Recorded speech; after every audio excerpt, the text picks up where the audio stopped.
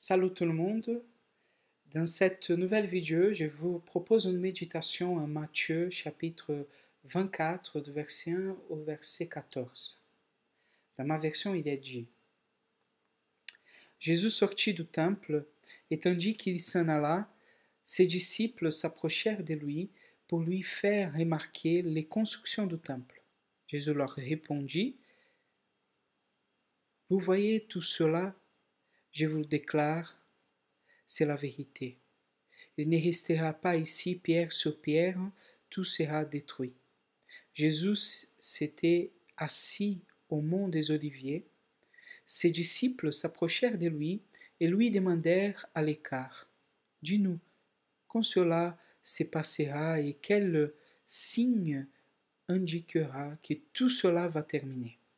Jésus leur répondit: Faites attention que personne ne vous égare. Car beaucoup viendront en mon nom et diront: C'est moi qui suis le Christ, et ils égareront quantité de personnes. Vous allez entendre parler de guerres et des rumeurs de guerre. Ne vous effrayez pas. Il faut que cela arrive, mais ce ne sera pas encore la fin, car on se dressera peuple contre peuple, royaume contre royaume.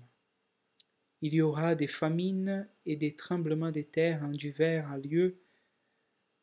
Tous ces événements seront comme le commencement des douleurs de l'accouchement.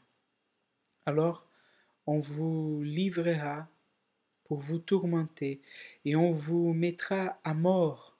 Toutes les populations vous détesteront à cause de moi. En ce temps-là, beaucoup abandonneront la foi.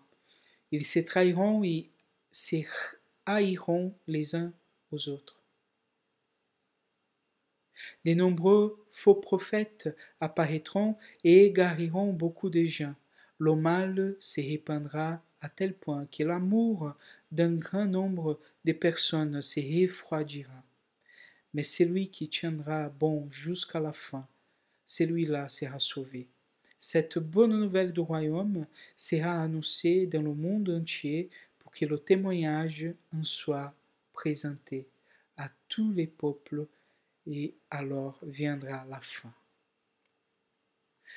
En ces temps de crise, d'angoisse, d'inquiétude, il est essentiel de se recentrer sur le solide, le roc de la parole de Dieu. Vaut mieux que les sables mouvants des fantasmagories médiatiques. Je vais partager avec vous deux remarques sur ce texte. La première, c'est que Jésus met en garde ses disciples contre les prêcheurs apocalyptiques et contre les prophètes du malheur qui viennent pour parler des fins de temps. Verset 4, il nous dit: Faites attention que personne ne vous égare, car beaucoup viendront en mon nom. À chaque drame, au moindre soubresaut, il s'agit de semer l'angoisse pour mieux vendre le remède. Créer de la peur, c'est prendre le pouvoir. Or, que dit Jésus au sujet des catastrophes naturelles, mais aussi des tragédies politiques, guerres et tremblements de terre? Il faut que cela arrive, mais ce ne sera pas encore la fin. Cela doit arriver, peut-être au sens qui s'est écrit dans le projet divin, mais aussi dans le sens où cela fait partie de l'ordre du monde. Et l'histoire nous montre qu'elle est faite de tragédies petites et grandes. Il y en a toujours eu, il y en aura toujours dans le monde. Mais ce n'est pas encore la fin. Autrement dit, ces tragédies ne sont pas l'ultime Jésus ne dit pas cela pour gommer ni même minimiser l'existence du mal. Au contraire, son constat est parfaitement lucide. Les catastrophes, qu'elles soient causées par l'homme ou qu'elles soient le fait de la nature, sont bien réelles et le pouvoir du mal est grand. Mais, car il y a un mais, ce pouvoir du mal est limité.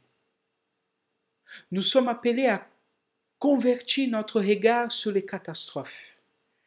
Ne pas les voir comme des réalités dernières, mais comme des réalités avant-dernières. C'est ça qui dit Bonhoeffer. Lucidité, responsabilité, humilité. Ce sont ici des mots d'ordre. Il ne s'agit certes pas d'enfouir la tête dans le sable en se disant que tout va pour le mieux dans le meilleur des mondes, car il s'agit de regarder le monde, d'y vivre et d'y agir en faisant la part des choses entre ce qui est entre nos mains et ce qui nous échappe. La fin n'appartient qu'à Dieu. Ne nous préoccupons pas de la fin, préoccupons-nous d'aujourd'hui. De suivre la bonne voie, de suivre Jésus. La deuxième remarque, c'est sur quelle image de la fin du monde Jésus nous propose-t-il? La fin n'appartient qu'à Dieu, certes, mais de quelle fin s'agit-il? Verset 8, il nous dit « Tous ces événements seront comme le commencement des douleurs, de l'accouchement. » En d'autres termes, ce que nous voyons comme une fin, Jésus nous invite à regarder comme le commencement.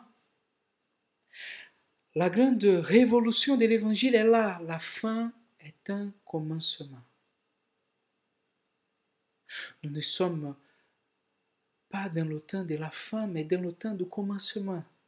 Ce qui est devant nous n'est pas la destruction, mais la création. Non pas l'enfer, mais le royaume. Non pas la mort, mais la vie. Une vie qui est le fruit de l'amour. C'est la raison pour laquelle Jésus exhorte vigoureusement ses disciples à ne pas se laisser abuser par les prêcheurs du malheur qui rajoutent du mal au mal. Comme si la catastrophe ne suffisait pas, il faudrait en plus y rajouter l'angoisse et la culpabilité. Versets 12 et 13, il nous dit « Le mal se répandra à tel point que l'amour d'un grand nombre de personnes se refroidira.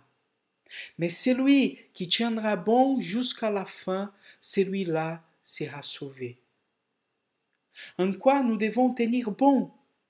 Disant cela, Jésus nous indique qu'on peut combattre le mal par l'amour. Et parce que c'est un combat éprouvant et difficile, le pouvoir du mal est grand et peut sembler infini. Le mot d'ordre est celui de la persévérance. Tenir bon, ne pas céder, ne pas abandonner le combat. Le mal ne peut pas gagner, il est déjà vaincu, Christ est ressuscité. Et ce combat de la persévérance, c'est une affaire individuelle. On n'est pas noyé dans le collectif, dans le général, dans l'abstrait. Celui qui persévérera jusqu'à la fin sera sauvé. La responsabilité de l'amour qui lutte contre le mal est personnelle. Chacun doit se décider et s'engager en conscience. Cela veut dire qu'il se sera abandonné à la puissance de l'amour. Il y aura laissé l'amour être son maître. Et ça, c'est le salut par la grâce. Jésus finit sa parole en nous disant: cette bonne nouvelle du royaume sera annoncée dans le monde entier pour que le témoignage en soit présenté à tous les peuples, alors viendra la fin. Quand la parole de Dieu et la bonne nouvelle de l'Évangile aura été annoncée à tous, quand la peur ne régnera plus, mais l'amour, alors ce sera la fin. Une fin qui ne sera pas une catastrophe de mort et désolation, mais qui sera au contraire le commencement toujours renouvelé de la vie dans l'amour en Dieu. Quand Dieu, qui est amour, sera tout en tous, alors la fin sera là. Et tout pourra recommencer. Tenez bon dans la confiance en l'amour de Dieu. Voilà l'évangile pour nous aujourd'hui. Voilà la parole de Dieu pour nous dans ces temps de confinement et d'incertitude. Tiens bon, mets votre confiance en Dieu et l'amour de Dieu nous protégera. Que Dieu nous bénisse à tous.